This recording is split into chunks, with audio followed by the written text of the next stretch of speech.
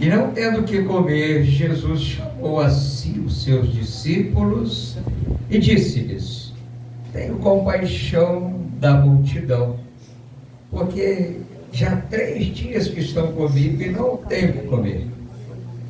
E se os deixaria em jejum para suas casas, desfalecerão no caminho, porque alguns deles vieram de longe.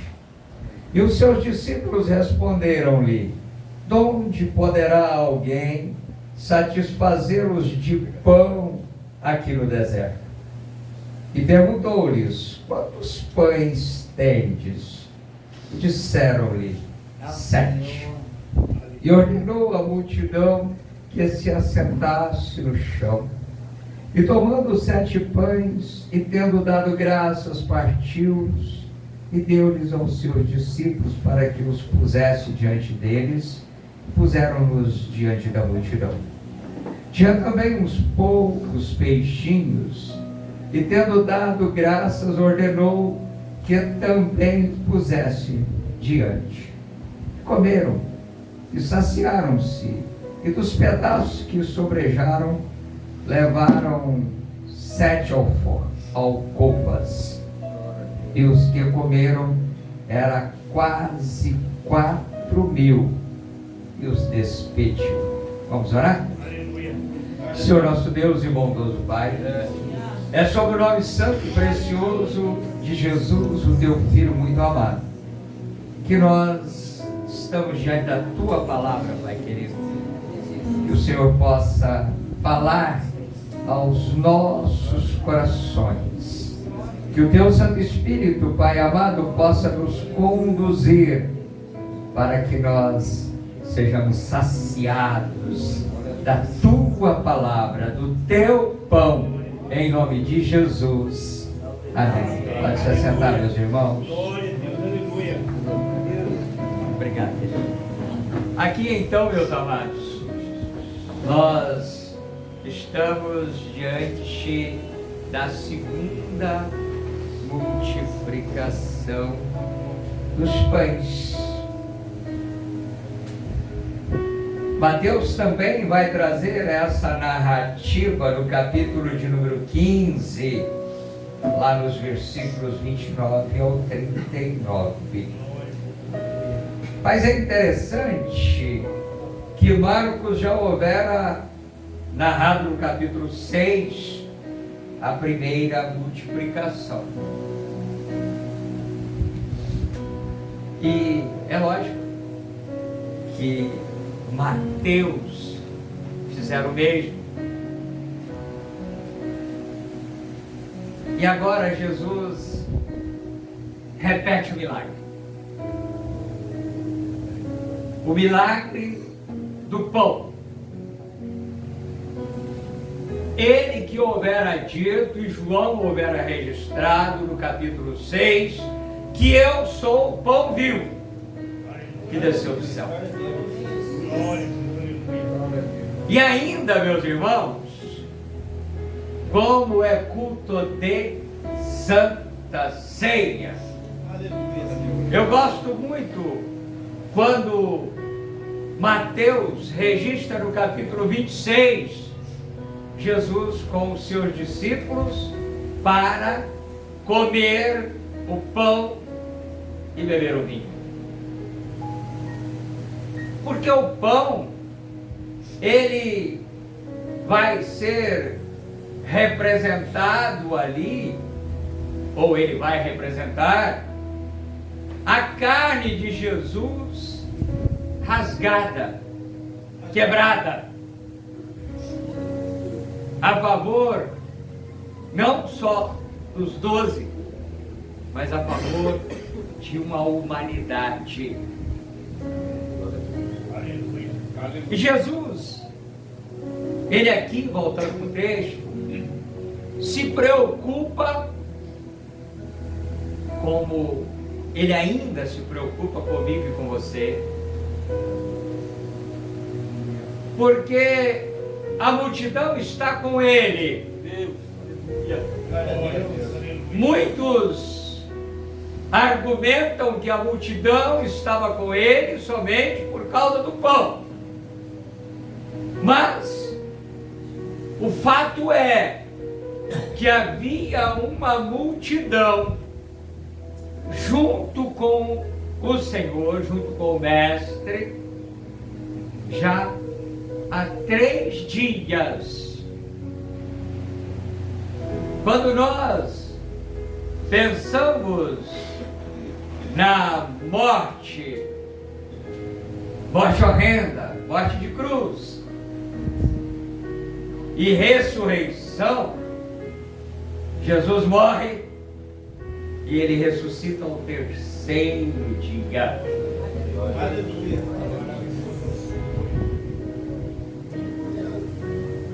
Os evangelistas vão narrar para nós,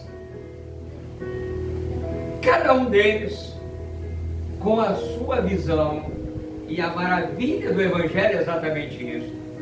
Quando nós fazemos a profissão de fé, nós somos arguidos pelo pastor que está conduzindo o ato litúrgico de profissão de fé, que nos é perguntado: você crê que a Bíblia é ou foi escrita por homem, mas inspirada pelo Espírito Santo? Deus. E nós respondemos: creio. Aleluia. Aí o líder, o pastor, vai perguntar ainda: você crê também que a Bíblia é regra de fé e de prática? E aí nós respondemos: creio. Glória. Porque esta Bíblia é quem nos conduz, que nos alimenta, que nos fortalece nos momentos de fraqueza. E Jesus, então, ele vai dizer para os seus discípulos, agora para os 12, vamos alimentar essa multidão. E aí vai haver aquela incerteza da parte dos discípulos. Como será isso, né? Glória. Aleluia. Poucos pães e ainda menos peixe. Como pode ser isso? Com que dinheiro comprar para uma multidão tão grande, com poucos denários, com pouco dinheiro na mão? E Jesus diz: dê a eles de comer a vocês mesmos. Aleluia. A primeira pergunta para mim, para você, nesta noite de ceia do Senhor: como tem sido o meu e o teu papel de discípulo do Senhor Jesus, em obediência a dar de comer àquele que tem fome? 3 dias num lugar desértico, Deus. sem alimentar. Glória. Aleluia. E Jesus se preocupa tanto comigo e com você, Glória. que ele vai dizer para os discípulos: olha, nós não podemos despedir essa multidão depois de 3 dias em jejum. A viagem de volta é longa. Eles vão desfalecer na caminhada. Queridos, quantas vezes nós despedimos o faminto sem dar alimento a ele? Deus. Aleluia. Se você quiser pensar no alimento literal, pode pensar que também é necessário. quando há uma possível discussão ou desassociação do ponto teológico entre Tiago e o apóstolo Paulo, e na verdade não há, tá? Por isso eu disse o suposto ou uma suposta, né, diferença de pensamento não há, é só observar os textos com atenção. Tiago vai dizer que é para dar de comer e de vestir.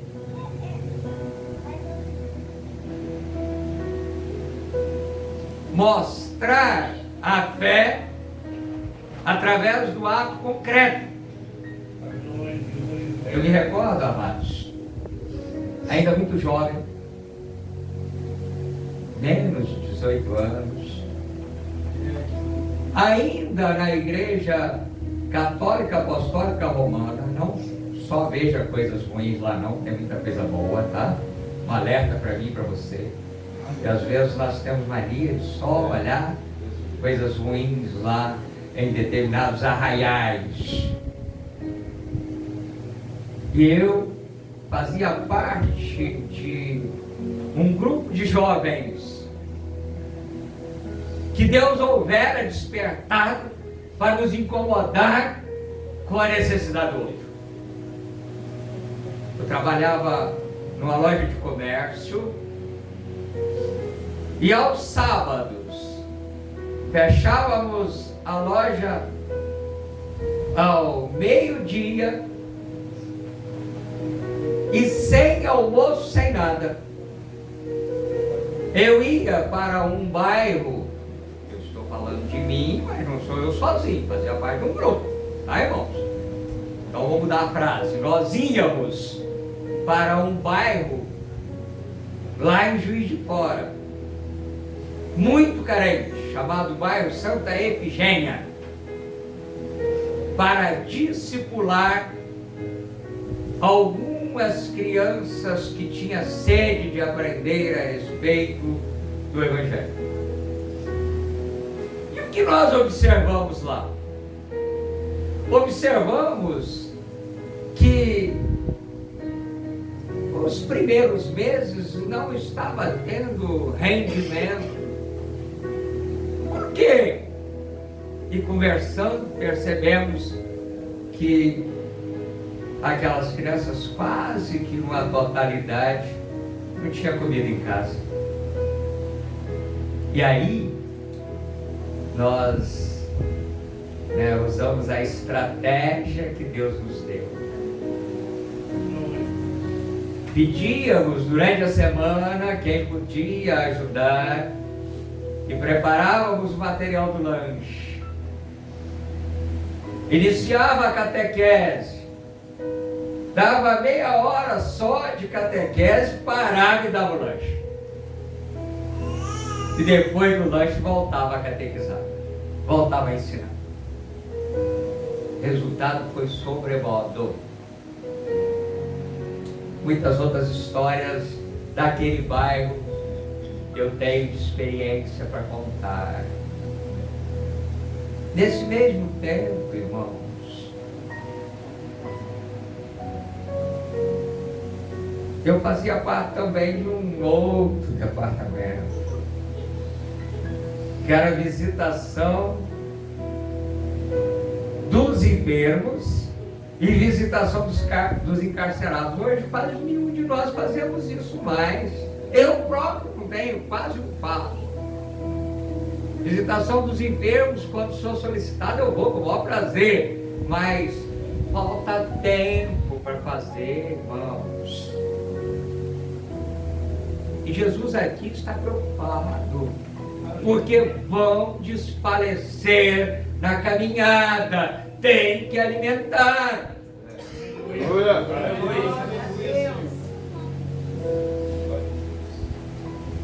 Ceia. Agora eu já estou lá em Mateus 26, tá, irmão? O pastor tem que ficar, né? Mas é bom que vocês prestem atenção, né? Me acompanha. Jesus está sentado com os seus discípulos para tomar a última ceia, pastor brasileiro. Que logo depois Jesus se daria em sacrifício como Cordeiro perfeito. E eu não sei se você já parou para pensar nisso, porque hoje quase que nem na roça tem mais o que eu vou falar. Mas a palavra ceia vem de alimentação mesmo, irmãos. Lá na minha terra, no interior das Minas Gerais, né, volta a falar, hoje os costumes mudaram, os horários mudaram.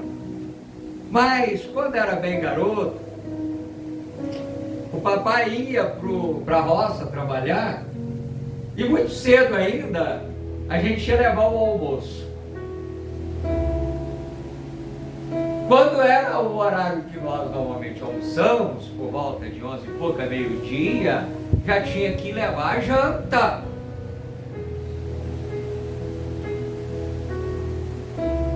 E aí, à noite, e que era muito breve, porque dormia-se com as galinhas, né? Fazia-se a última refeição. Como é que ela chama? Ceia. Ceia representa a última refeição do dia. Meu Deus. Aleluia. E Jesus, Ele está fazendo uma refeição com os seus para que eles pudessem ficar fortalecidos para o amanhã. Porque, volta a falar, a ceia era a última refeição do dia, fortalecendo para que o amanhã nós pudéssemos estar bem dispostos para um novo dia de labuta, de trabalho, para lavrar, para trabalhar. Jesus trabalha com os princípios daquilo que acontecia lá, daquilo que acontece aqui. Ele quer alimentar-nos. E aí, agora eu voltei lá para João 6, que eu mencionei que Jesus diz, olha, eu sou o pão vivo descido do céu. E Jesus vai ali conversar com os seus discípulos. Os discípulos ali, que estão reunidos com Jesus em João 6, não são só os 12, só você ler com atenção, porque Jesus, ele vai dizer que a carne dele é o pão, ou seria o pão, que o sangue dele seria o vinho. E aquele que não comesse do pão, ou não bebesse do vinho, aquele que não comesse da carne e não bebesse do sangue, não era digno de estar junto dele. E o texto vai dizer que eles vão saindo um após o outro. Quem ia saindo um após o outro? Se você continua lendo o texto, você vai ver que não são os 12. Porque Jesus vai olhar para os 12 e vai perguntar, vocês querem ir também? E Pedro vai dizer, para onde nós iremos? Só tu tens palavra de vida eterna. Agora, vamos lá para Atos Apóstolos capítulo 1, já quase virando para o capítulo 2, porque o capítulo 2 é Pentecostes. Nós vamos encontrar o relato escrito pelo Dr. Lucas para nós, que eles estão no cenáculo, 120 homens. Então eu vou entender que não eram só os 12, mas que eram 120. Para que a igreja pudesse nascer. Mas aí, meus amados, João também vai registrar que Jesus, ele promete mandar o Consolador, Paráclito, o Espírito Santo. Voltei para o texto agora de novo. O que fez os discípulos obedecerem é exatamente o mover daquele que ainda não era permanente, que o Espírito Santo só se tornou permanente depois que Jesus retornou para a destra, para a direita de Deus Pai Todo-Poderoso, onde João registra que ele é o nosso advogado. Lembra que João fala com o maior carinho lá em 1 João, para a epístola, né? Capítulo número 2. Filhinhos, é bom que não pequeis, mas se pecares, Meu Deus. temos advogado junto a Deus, Jesus Cristo justo, para perdoar não só os nossos pecados, mas os pecados da humanidade. É esse Consolador que Jesus está prometendo e que vai, vir na reunião do cenáculo onde estavam aqueles 120 discípulos reunidos e uma multidão, porque era a festa, das primícias, era o Pentecostes. Tinha gente de todo lado, tinha gente de todo lado. Jesus, ele está sempre no meio da multidão, porque só em Jesus a multidão encontra guarida de verdade. Glória a Deus. Somente na multidão é possível que Deus se manifeste com plenitude, para que todos vejam a plenitude do agir de Deus. Lembra da mulher de frutos de sangue? Uma multidão. E aí, você conhece, eu vou só pincelar, ela é ousada, e ela vai passar no meio daquela multidão. Creio eu que ela vai ali, olha, quase que rastejando, e ela toca. E quando ela toca, Jesus diz: quem me tocou? Às vezes nós somos exatamente como aqueles discípulos, Não é que a sua pergunta quem te tocou? Tem uma multidão, porque me tocou diferente. Porque de mim saiu virtude. Glória a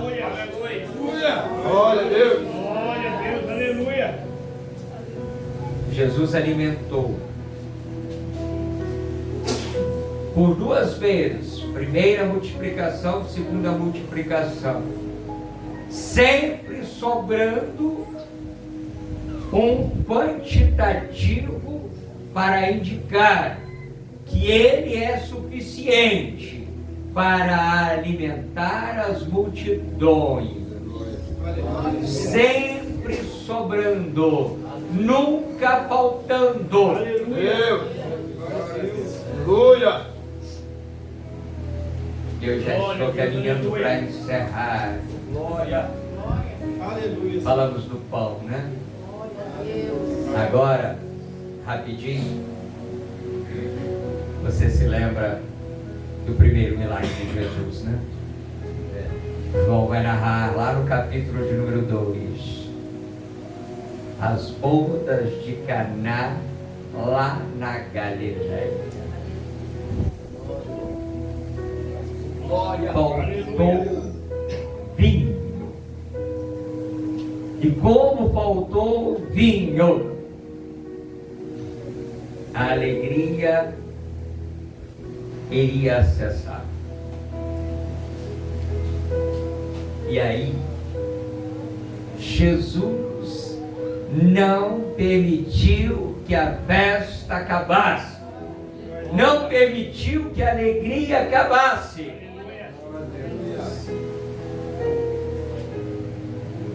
E aqui vai mais uma, que às vezes a gente olha de banda, né? O senhor vai falar de Maria, pastor? Está escrito na Bíblia. A mãe do meu Senhor. Ela que estava atenta em tudo, ou a tudo. Ela vai lá interceder. E leva uma boa resposta.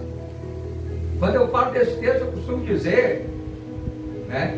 Vou tirar de mim, deixar por conta das irmãs, né? Porque foi Maria, né? Uma mulher. Que qualquer uma de vocês que levasse essa boa resposta ia virar o calcanhar aborrecido e ir embora. Mas a mãe do meu Senhor, ela foi preparar para que o milagre aconteça. Passar tudo, ou façam tudo que ele vos disser. Está vendo aquele moço lá? É meu filho, faça tudo o que ele mandar vocês fazer. Deus. Glória a Deus. Aleluia.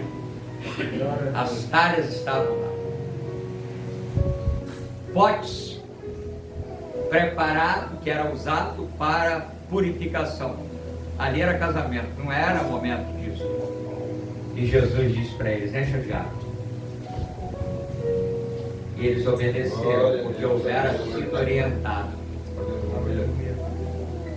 E depois que eles encheram, Jesus falou assim: agora enche esse vasilhame que vocês estavam servindo vinho com esse líquido e leve para a sala. Quando eles abriram a torneira, eles foram os primeiros a ver que não era mais água, que era vinho. Aleluia. E quando eles levaram para o mestre-sala, e o mestre-sala experimentou, ele bateu no ombro do noivo, meu pastor.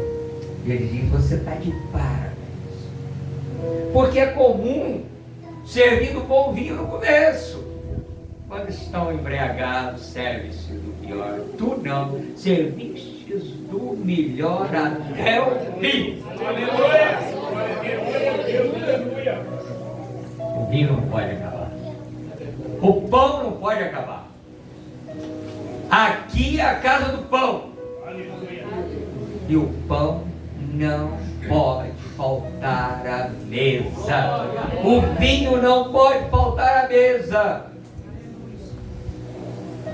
É com tristeza de alma que eu já estou encerrando, que eu observo que tem acontecido com muita frequência na igreja do Senhor Jesus. Estou falando de placa de denominação, para a igreja do Senhor Jesus, que no culto de Santa Ceia faltam muitos irmãos. Aqueles que são impedidos de fato, estão enfermos, estão trabalhando, justificaram o pastor, glória a Deus, recebe ceia posteriormente. Mas tem alguns irmãos queridos que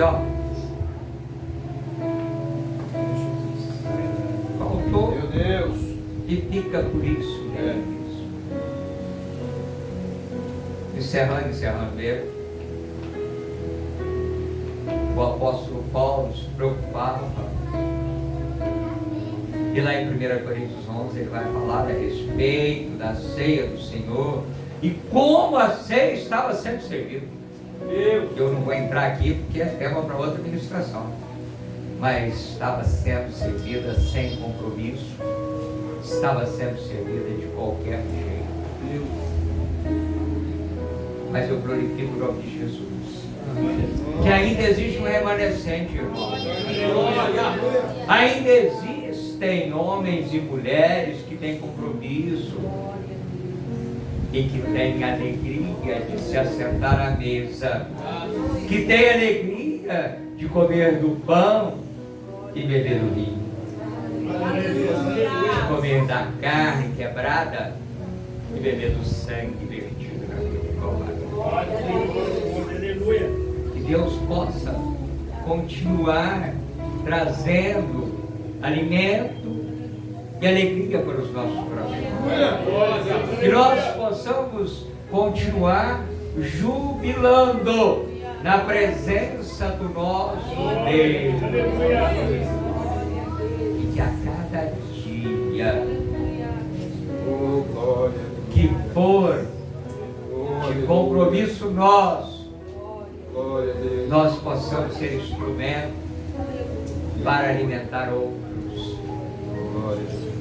Que as nossas vidas sejam vidas de homens e de mulheres comprometidos para levantar os joelhos que estão desconjuntados. A Bíblia vai chamar em algumas versões de joelhos trôpegos. Que nós possamos ser instrumentos.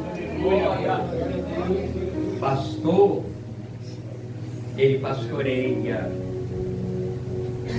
ele cuida do rebanho, mas o rebanho aumenta do próprio rebanho.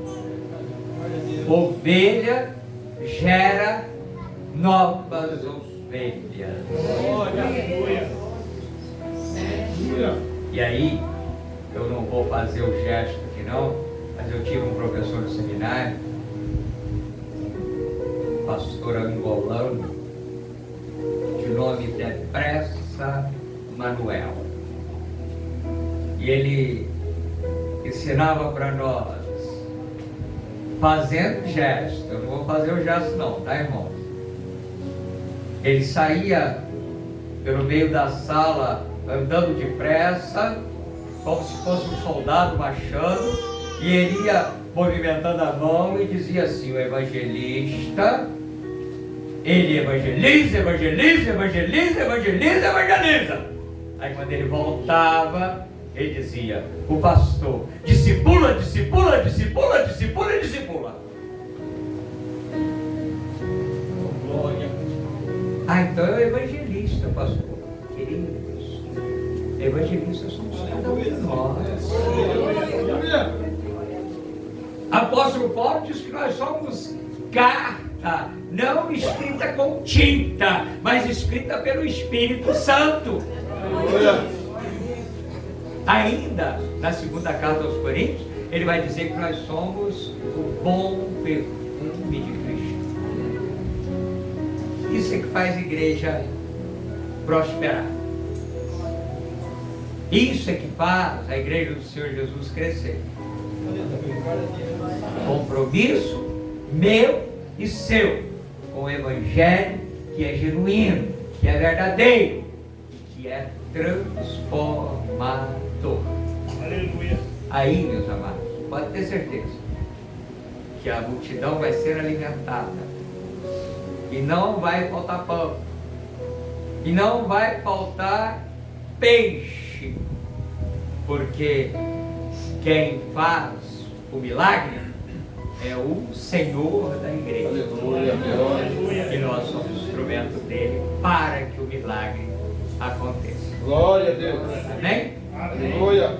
Eu agradeço a minha rica oportunidade oportunidade nesta noite de poder falar desse Deus que se preocupa comigo e com você, para que nós possamos a cada dia viver o privilégio de nos assentar à mesa, de comer do pão e de beber do vinho. Que Deus continue abençoando.